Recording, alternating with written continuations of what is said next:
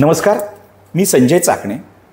TJ का कट्टा या पॉडकास्टच्या नवीन भागात आपलं मनपूर्वक स्वागत. भारतरत्न डॉक्टर बाबासाहेब आंबेडकर यांनी दिलेल्या संविधानाला आता 75 वर्ष पूर्ण झालेली आहेत आणि म्हणूनच एका प्रथितयश वकिलाची अर्थात ॲडव्होकेट अजय सूर्यवंशी यांची मुलाखत आज आपण या पॉडकास्टमध्ये घेणार आहोत.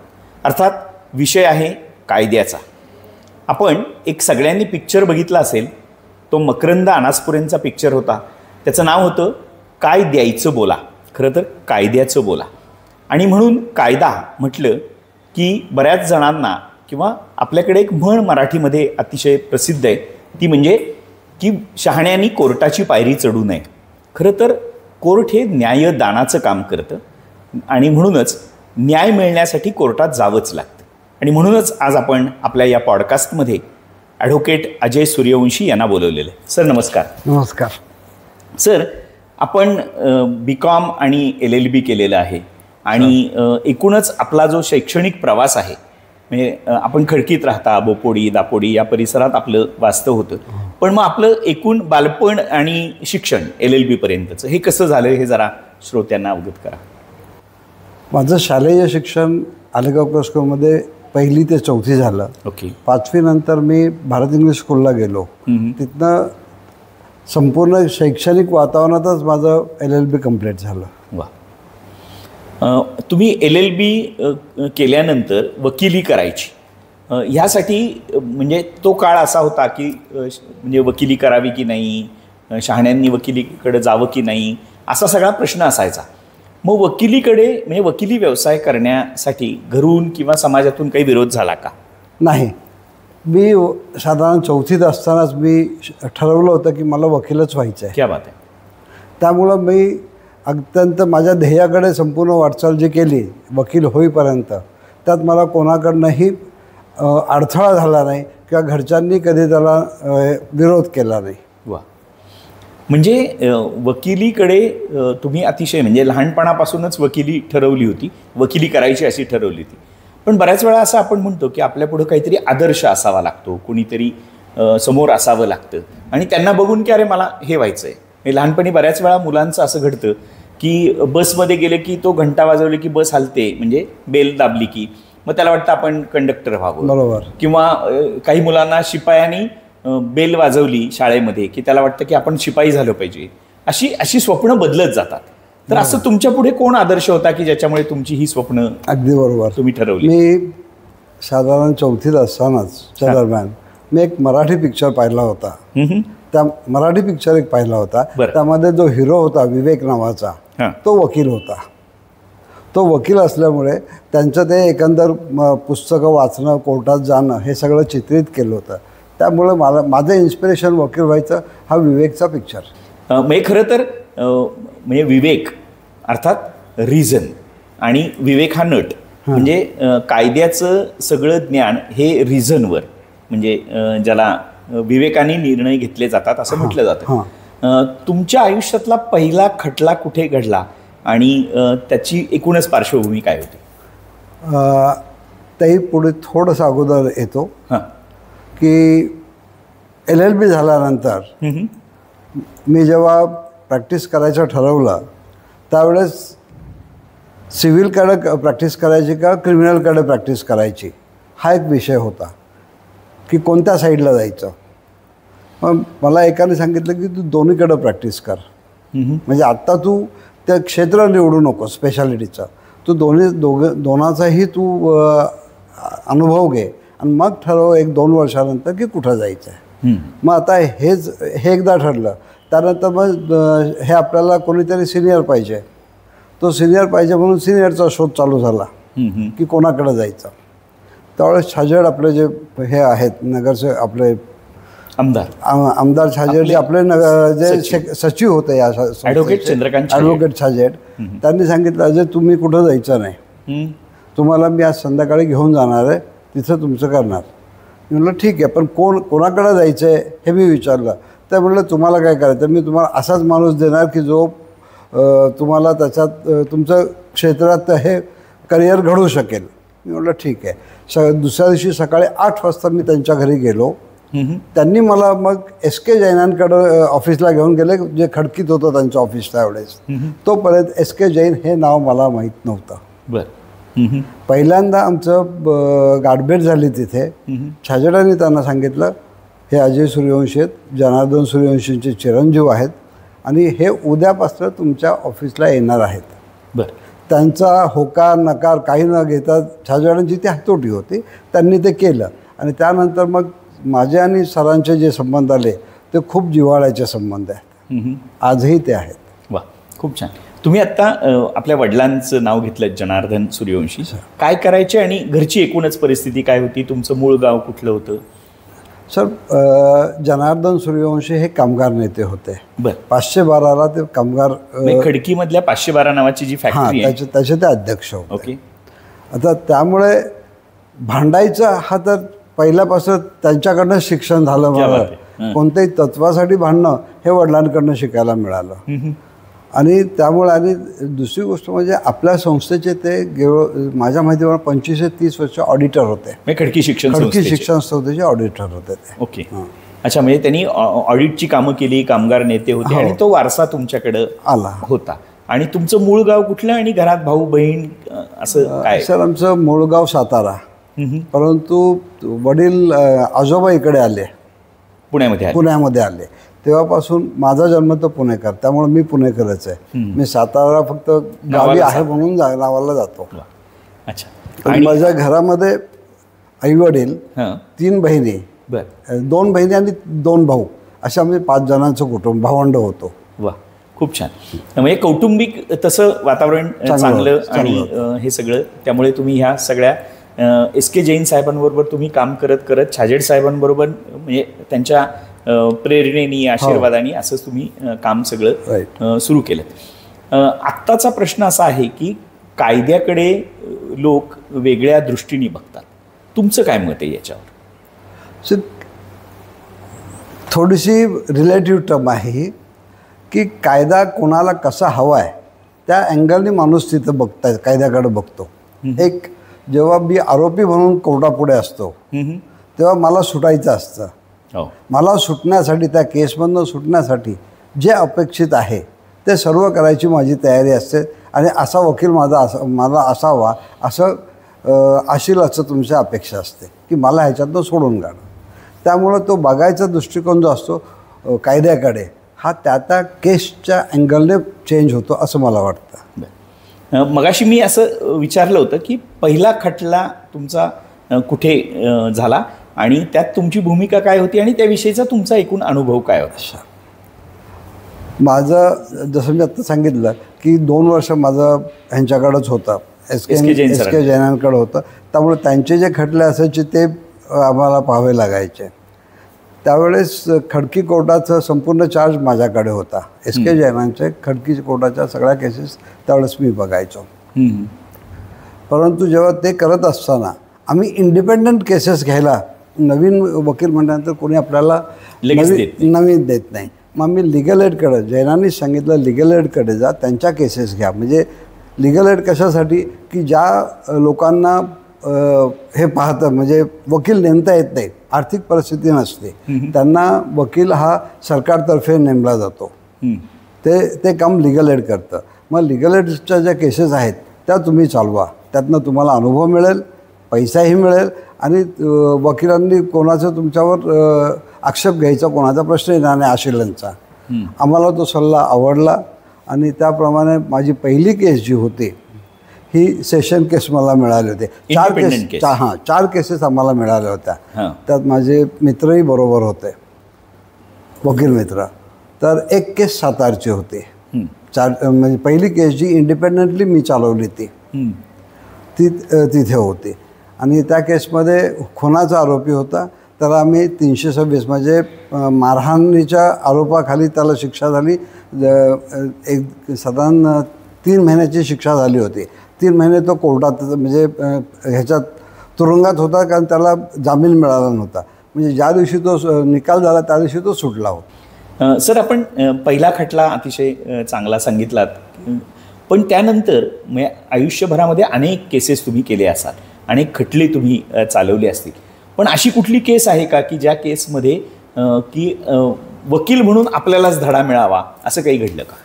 हा, आत्ता जी मी केस सांगितली तुम्हाला, पहिली केस आम्ही ती हे केली, निर्दोष आमचा माणूस सुटला त्यावेळेस.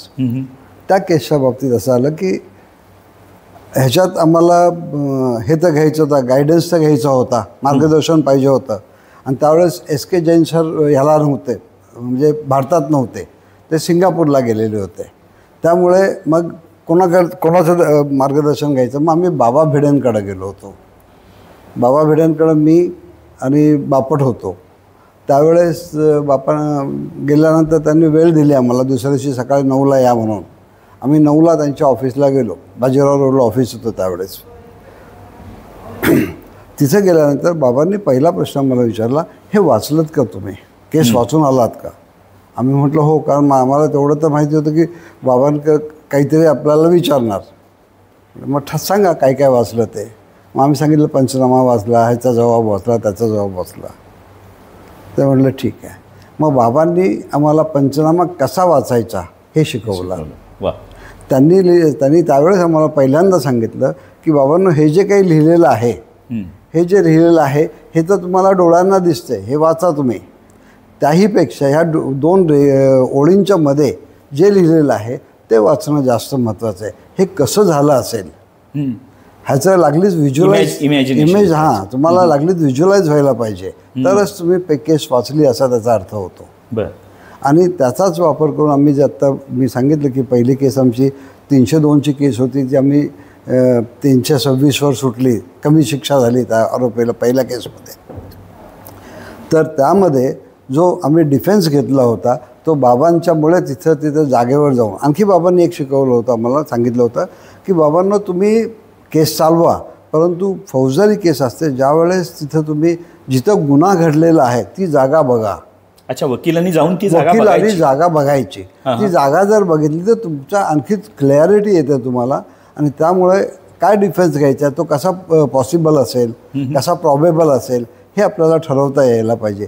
त्यामुळे आम्ही पहिल्या केसमध्ये सातारला गेलो होतो स्कूटरवर ती जागा बघायला. आणि आम्ही त्या विहिरीच्या जवळ झालो होतो. त्या विहिरीच्या जवळ मारहाण झाली होती, तो माणूस विहिरीत पडला होता का ढकलला होता त्याला, आणि 302ची केस झाली होती. तो आमचा डिफेन्स होता जो कोर्टाने मान्य केला. हा, म्हणजे रीड बिटवीन द लाईन्स असं बाबा भिडेंनी कायमस्वरूपी हे सांगितलं. आणि गुन्ह्याची जागा ही पाहिलीच पाहिजे फौजदारी वकिलांनी, हे एक दुसरं महत्त्वाचे. ह्या 2 गोष्टींमुळे मी जे काही फौजदारीचे खटले चालवले त्यानंतर कधीही आम्हाला अपयश नाही आलं, कधीही निगेटिव्ह नाही आलं. क्या बात आहे. म्हणजे खरं तर घटना जिथे घडली ती जागा बघितली पाहिजे, म्हणजे ती वकिलाच्या नजरेतनं. होतं काय, सामान्य माणूस जेव्हा वकिलांकडे बघतो तेव्हा तो बऱ्याच वेळा पिक्चर, म्हणजे हिंदी चित्रपट किंवा मराठी चित्रपट, मगाशी तुम्ही एक उल्लेख केला, याच्यावर तो राहतो. आणि मग ते हाजीर हो पासून तर कटघरी में आव असं जे काही चालतं. पण हे खरंच घडतं का? कोर्टात नक्की काय असतं? नाही, ह्याच्यामध्ये सिनेमांमध्ये ते नाट्यमय रीतीने दाखवलं जातं किंवा अतिरंजित असतं. परंतु पुकारा होतो का, तर पुकारा होतो. त्या स्टाईलनी होत नाही ज्या स्टाईलनी पिक्चरमध्ये दाखवतात, परंतु त्या आरोपीच्या नावाचा पुकारा आजही होतो. आता संविधानाला 75 वर्ष पूर्ण झालेली आहे. ह्या निमित्ताने तुम्ही श्रोत्यांना आणि एकूणच प्रेक्षकांना काय सांगाल? सर, आपलं संविधान जे आहे भारताचं, हे जगातलं सगळ्यात उत्कृष्ट कॉन्स्टिट्यूशन आहे. लोक म्हणतात की ह्याच्यातनं आपण वाचून घेतले, म्हणजे निवडून घेतले बाबासाहेबांनी. नाही, आपली कॉन्स्टिट्यूशन ही आपलीच आहे आणि ती आपल्यासाठीच निर्माण झालेली आहे. त्यासाठी भयानक कष्ट ह्या लोकांनी घेतलेले आहेत. बाबासाहेब बिंग अ चेअरमन, त्याचं सगळं श्रेय त्यांना जातं आणि त्यांचं कायद्याचं ज्ञानही भरपूर होतं. त्यामुळे आपण बाबासाहेबांचे आभारच मानले पाहिजेत की हे चांगलं संविधान त्यांनी आपल्याला दिलेलं आहे. क्या बात. सर, असं म्हटलं जातं की आपण जेव्हा वकिली करतो तेव्हा वकिलाचं जे म्हणजे टाईमटेबल म्हणूया, शेड्यूल दिवसभराचं, ते एकूण कसं असतं आणि प्रक्रिया कशी असते? म्हणजे हाताखाली कोण असतं, बरोबरीला कोण असतं, वरती आणखीन कोणाची मदत घ्यावी लागते, याविषयी थोडंसं सांगा. सर, जेव्हा आपण इनिशिएटिव्ह चालू करतो, इनिशियल वकिली चालू करतो, त्यावेळेस सगळं तुमचंच असतं आणि आपणच ते सगळं करत असतो. पंचायत अशी आहे की आम्हाला आमच्या सिनियरनी जे सांगितलं ते स्वतः 8:30 वाजता त्यांच्या ऑफिसमध्ये यायचे. वा. आम्हालाही 8:30 वाजता बोलवायचे. आज चालणाऱ्या केस याचं वाचन आम्ही करायचो आणि त्यानंतर मग आपल्याला कसं कोर्टात काय करायचं त्याचं डिस्कशन व्हायचं. हल्ली ते होतं असं नाही, परंतु काही त्यावेळेस आमच्या सुरुवातीच्या काळात पहिल्यांदा केस वाचणं, त्याच्यावर डिस्कस करणं, त्यावर साक्षीदार आला तर काय त्याला विचारायचं काय नाही विचारायचं हे समजावून सांगितलं जायचं. आणि त्यामुळे ज्युनियर वकिलाचा अभ्यास हा व्हायचाच. गरज लागली की एखादा जर प्रश्न विचारायचा राहिला, एखादी क्रॉस करायची राहिली तर मग त्या विटनेसला परत बोलवलं जायचं. आणि असा एक प्रसंग माझ्याही बाबतीत झाला होता. मी सिव्हिलबरोबर एक क्रिमिनलबरोबर सिव्हिलची केस करत होतो. जस्टिस साठे जे नंतर हायकोर्टात झाले, ते पूर्वी पुणे कोर्टात होते, त्यांच्यापुढे एक माझी केस चालली होती. आणि माझ्या लक्षात आलं की एव्हिडन्स ॲक्टचं प्रोव्हिजनच्या हिशोबाने मी त्या विटनेसला प्रश्न विचारायला पाहिजे होते, डॉक्युमेंट प्रूव्ह करून घ्यायला पाहिजे होते.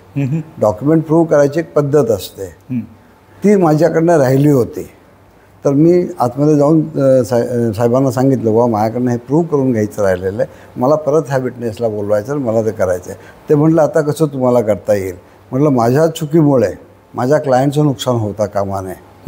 त्यांना हा माझं उत्तर एवढं आवडलं की त्यांनी माझा अर्ज तो मान्य केला की बाबा हा आजच्या म्हणजे ह्या वयामध्ये नवीन वकील असताना सुद्धा क्लायंटचा विचार करतोय म्हटल्यानंतर त्यांनी तो माझा अलाव केला होता आणि ते आम्ही डॉक्युमेंट प्रूव्ह करून घेतलं होतं. खूप छान. आत्ता नवी पिढी लॉकडे वेगवेगळ्या माध्यमातून बघते. अर्थात गुन्ह्यांचं जे काही उदात्तीकरण होतं आहे किंवा गुन्हे वाढत आहेत किंवा गुन्हेगारी प्रवृत्ती वेगळी तयार झालेली आहे. म्हणजे सायबरच्या बाबतीतले गुन्हे आता नव्याने यायला लागलेले आहेत किंवा डिजिटल जे काही क्राईम्स आहेत ते वाढलेले आहेत किंवा आणखीन म्हणजे ज्याला पॉक्सो कायदा लागतो वगैरे असे सगळे गुन्हे होत आहेत.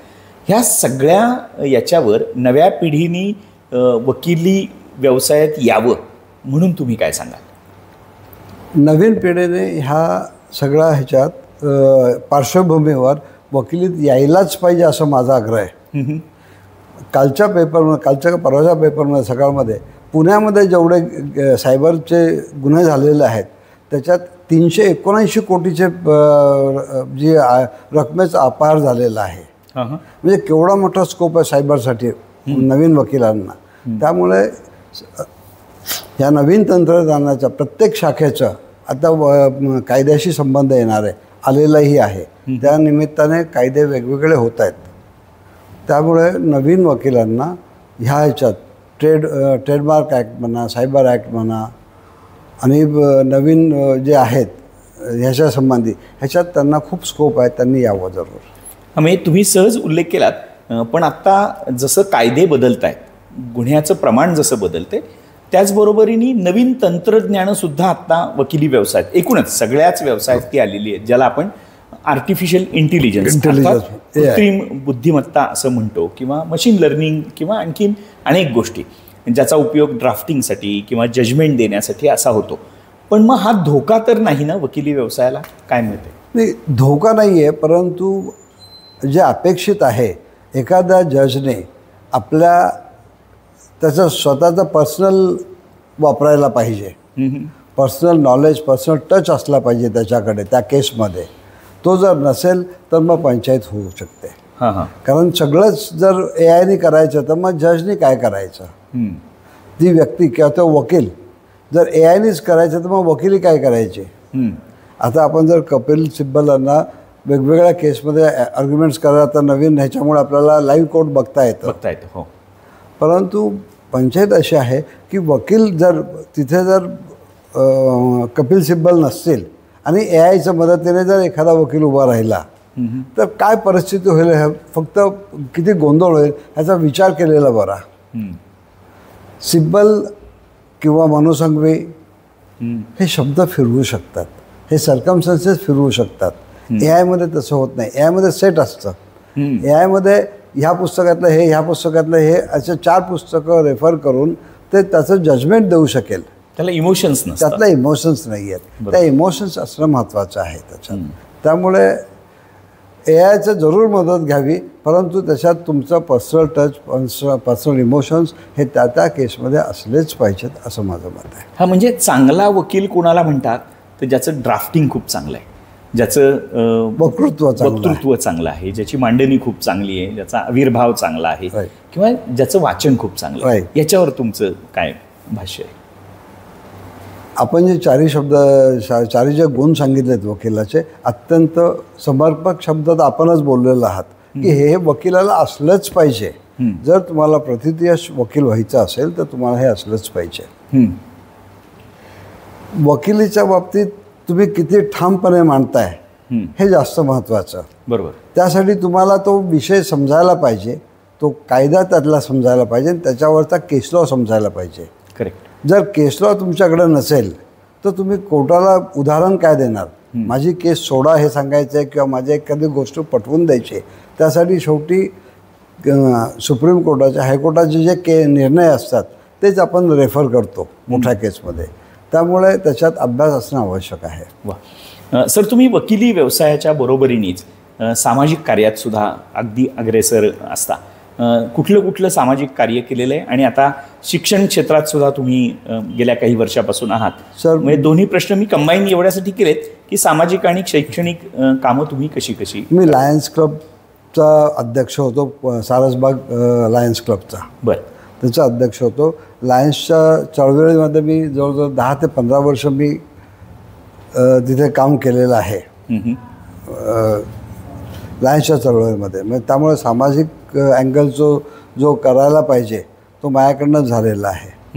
मी जेव्हा बारमध्ये वकील म्हणून जेव्हा होतो, इनिशियल स्टेजमध्ये जेव्हा मी नवोदित वकील होतो त्यावेळेस मी बारचा अध्यक्ष झालो होतो. ॲट द एज ऑफ असे 38 ते 40च्या दरम्यान, अगदी तरुण वयात मी बारचा उपाध्यक्ष झालो होतो. त्यावेळेस आम्ही बारचं एक कॉन्क्लेव्ह घेतलं होतं, वकिलांचं कॉन्फरन्स.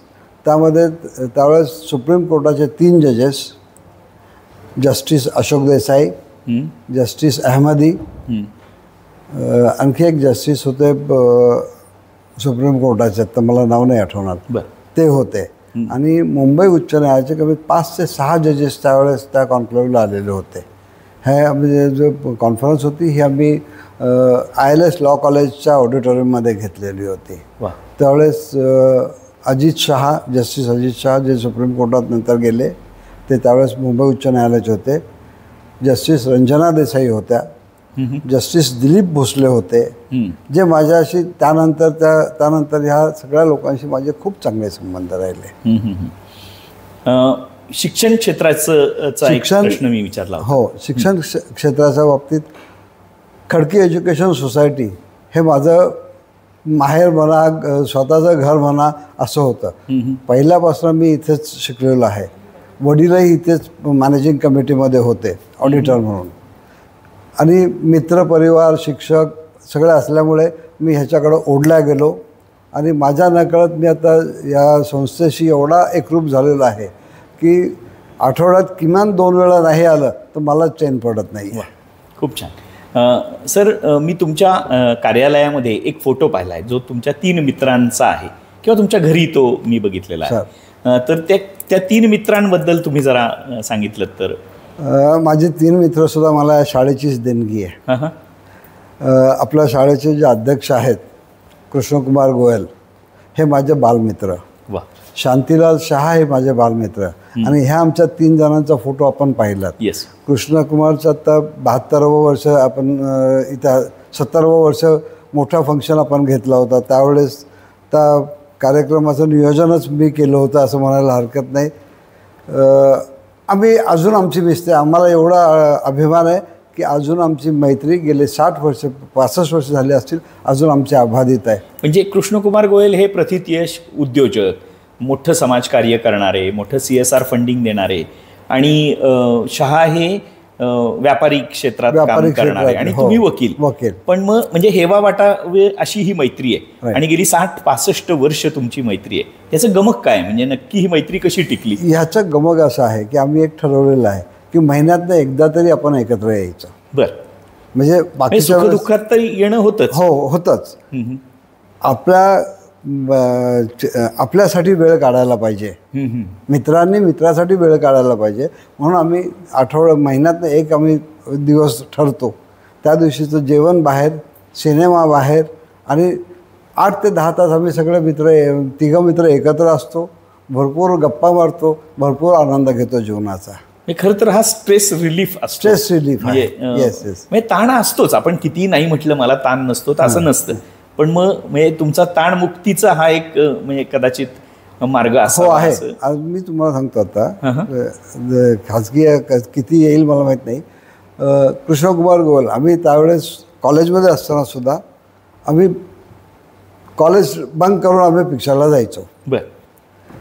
आता एक 8-10 दिवसापूर्वी किंवा 15 दिवसापूर्वी झालं असेल, कृष्ण मला म्हणाला की बाबा नाही तू जरा दुपारी ये. म्हटलं का रे? नाही आपल्यालाच पिक्चरला जायचं. म्हणाला तुझं ऑफिस? नाही म्हटलं आज आपण कॉलेजसारखं जाऊया, आपण पिक्चरला जाऊया. आता आणि असं करून आम्ही गेलो. ऑफिसच्या वेळात पिक्चर पाहून आलेलो आहोत. आत्ता रिसेंट. म्हणजे उन्हाळ दिवस महत्त्वाचे असतात. उन्हाळ दिवस हा तुमचा एक स्ट्रेस बस्टर असतो. एक पहिली गोष्ट, नुसते आत्ता उन्हाळपणा करू शकत नाही, परंतु ते दिवस जरी आठवले, त्या घटना जरी आठवल्या तरी तुम्हाला स्ट्रेस रिलीफ होतो. आणि ह्याचा आम्ही तिघांनी खूप अनुभव घेतला, खूप अनुभव आनंद आजही घेतो आम्ही. क्या बात आहे. सर, आत्ता आपण कृष्णकुमार गोयल साहेबांचा उल्लेख केला की त्यांच्या अध्यक्षतेखाली आत्ता खडकी शिक्षण संस्था खूप बदलतीये. खडकी शिक्षण संस्थेला मोठा इतिहास आहे की आलेगावकर बंधूंनी 1913 ही शाळा सुरू केली. त्यानंतर दत्तो वामन पोद्दारांसारखे नंतर कुलगुरू झालेले, खरं तर परवाच त्यांचा जन्मदिन होता. त्या दत्तो वामन पोद्दारांनी 25 वर्ष ही खडकी शिक्षण संस्था चालवली. मधल्या काळात अनेक अध्यक्ष येऊन गेले. स्वतः SK जैन साहेबांचा उल्लेख केला की ते अध्यक्ष होते आणि सचिव म्हणून ॲडव्होकेट चंद्रकांत छाजेड साहेब. हे दोन्ही व्यक्तींनी त्यांचं पद जे आहे, हे साधारण पदाची जबाबदारी ही 30 ते 35 वर्ष किमान प्रत्येकाने हे केले. जैन साहेब पण 35 ते 40 वर्ष आपल्या संस्थेचे अध्यक्ष होते आणि छाजेडही तसेच सेक्रेटरी. आणि आता कृष्णकुमार गोयल साहेब अध्यक्ष झाल्यानंतर तुम्ही त्यांच्याबरोबर संचालक म्हणून काम करता आहात. तर एकूणच शिक्षण क्षेत्रामध्ये काय काय बदल तुम्हाला अपेक्षित वाटत आहेत आणि काय नव्याने संस्थेने योजना आखलेल्या आहेत त्याविषयी? सर, आता आपली संस्था जे ना ऑटोनॉमस झालेली आहे. कॉलेज आपलं कॉलेज ऑटोनॉमस झालेलं आहे. त्यामुळे नवीन कोर्सेस आपल्याला खूप चालू करता येतात, असं तुम्ही बोलताना म्हणालाही होतात. सर, मला असं माझा एक प्रयत्न असा राहील की हे जे कोर्सेस छोटे छोटे लॉशी संबंधित हे आपल्या संस्थेने चालू करायत. लॉ कॉलेज चालू केलं तर सगळ्यात आनंद आहे. हो, परंतु त्याला वेळ लागण्याची शक्यता आहे. परमिशन यायला पाहिजेत, परत इन्फ्रास्ट्रक्चर लागेल. पण आहे त्या ह्याच्यात आपण लॉचे कोर्सेस चालू करू शकतो. आपण मला वाटतं विद्यार्थ्यांसाठी हे लॉ कोर्सेस जे सायबर लॉ म्हणा, ट्रेडमार्कचे म्हणा, बेसिक कोर्सेस जे आहेत ना, हे वकिलांसाठी आपण चालू केलेत किंवा वकील होऊ इच्छिणाऱ्या विद्यार्थ्यांसाठी चालू केलेत त्यांच्या ह्याबरोबर डिग्रीबरोबर. तर हे जास्त उपयोगी होईल. विद्यार्थ्यांचाही सर्वांगीण विकास होईल, संस्थेचंही नाव होईल आपलं. वा, खूप छान. म्हणजे संविधान कळावं म्हणून काही छोटे कोर्स करता येतील, किंवा आपण सांगितलं सायबर सिक्युरिटीचे किंवा सायबर क्राईमवर आधारित किंवा एकूणच ट्रेडवर आधारित असे वकिलीचे कोर्सेस आपल्याला चालू करता येतील. शेवटी मुलांना, ह्या महाविद्यालयीन युवकांना तुम्ही काय संदेश द्या? सर, कुठेही जा, कोणत्याही क्षेत्रात काम करा, तुमच्या आवडीच्या क्षेत्रात काम करा. मी माझ्या आवडीच्या क्षेत्रात काम करतो. कृष्णकुमार गोयल हे त्यांच्या आवडीच्या क्षेत्रात काम करतात. शांतीलाल शहाही काम करतात. मी तिघांचा उल्लेख ह्यासाठी मुद्दाम करतो आहे की आम्ही तिघही ह्या शाळेचे, खडकी शिक्षण संस्थेचे विद्यार्थी आहोत. त्यामुळं आमच्या संस्थेच्या विद्यार्थ्यांसाठी एक जर काही मला द्यायचं असेल, काही संदेश द्यायचा असेल तो एवढाच की आम्ही प्रत्येक क्षेत्रामध्ये, तुम्ही जाहीर क्षेत्रात असाल, सचोटीने आणि प्रामाणिकपणे काम करायला पाहिजे. अपार कष्ट करायला पाहिजेत. वा. त्याचबरोबर तुम्हाला समोरची माणसं वाचता यायला पाहिजेत. आमच्या सगळ्यांमध्ये माहीर आहे आमचा कृष्णा. समोरचा माणूस तो अत्यंत तंतोतंत वाचतो, पोत ओळखावा तशी माणसं ओळखतो आणि त्याचा वापर तो कुठे करायचा हे ठरवतो. एक वैशिष्ट्य आहे त्याचं, किंवा कोणाचंही, तुमचं आमचंही असेल, पण आपण कमी पडतो थोडं. समोरचा माणूस कुठं वापरता यायला पाहिजे हे पहिल्यांदा आपल्याला कळायला पाहिजे. आणि ती हातोटी कृष्णाकडे जास्त आहे, जास्त चांगली आहे. प्रत्येकाने प्रत्येक विद्यार्थ्यांनी हा गुण, त्यांच्यातले गुण जे जिथं चांगले गुण असतील. आणखी एक सांगतो, सगळेजण तुम्हाला आयुष्यात खूप लोक भेटतात, सगळी लोक लक्षात राहत नाहीत. परंतु एखाद्याचा एखादा गुण जर लक्षात ठेवला, अरे तो जर आत्मसात करायला गेला की आपल्याकडे खूप गुणाचा भंडार होतं आणि अवगुण आपोआप जातात. हा आमचा तिघांचा फंडा आहे. सक्सेसचा फंडा जो म्हणतात तो आमचा हा आहे. क्या बात. मित्र हो, टीजे का कट्टा या पॉडकास्टमध्ये आज संविधानाला 75 वर्ष पूर्ण झाली म्हणून आपण एका प्रथित यश वकिलांची अर्थात ॲडव्होकेट अजय सूर्यवंशी यांची मुलाखत पाहत होतो. त्यांनी खूप छान महत्त्वाचे मुद्दे आपल्याला सांगितलेत. ते म्हणजे की प्रचंड वाचन केलं पाहिजे, माणसं वाचता आली पाहिजेत, आपल्याला टॉकेटिव्ह अर्थात उत्तम बोलता आलं पाहिजे, आपल्याला अभिनय उत्तम करता आला पाहिजे. आणि त्याच्याबरोबरीने त्यांनी आपल्याला एक अतिशय सल्ला दिला की मैत्री जपली पाहिजे. आणि मैत्री जपताना ते जे उन्हाळ दिवस होते ते आठवून आपला स्ट्रेस आपण घालवला पाहिजे. हे सगळं केलं तर आपल्याला यश हे नक्की मिळेल. त्यांनी त्यांच्या यशाचं गमक सांगितलं. आज ॲडव्होकेट सूर्यवंशी आपल्या या स्टुडिओमध्ये आले, त्याबद्दल आपण त्यांचे आभार व्यक्त करूयात. सर धन्यवाद. Thank you very much.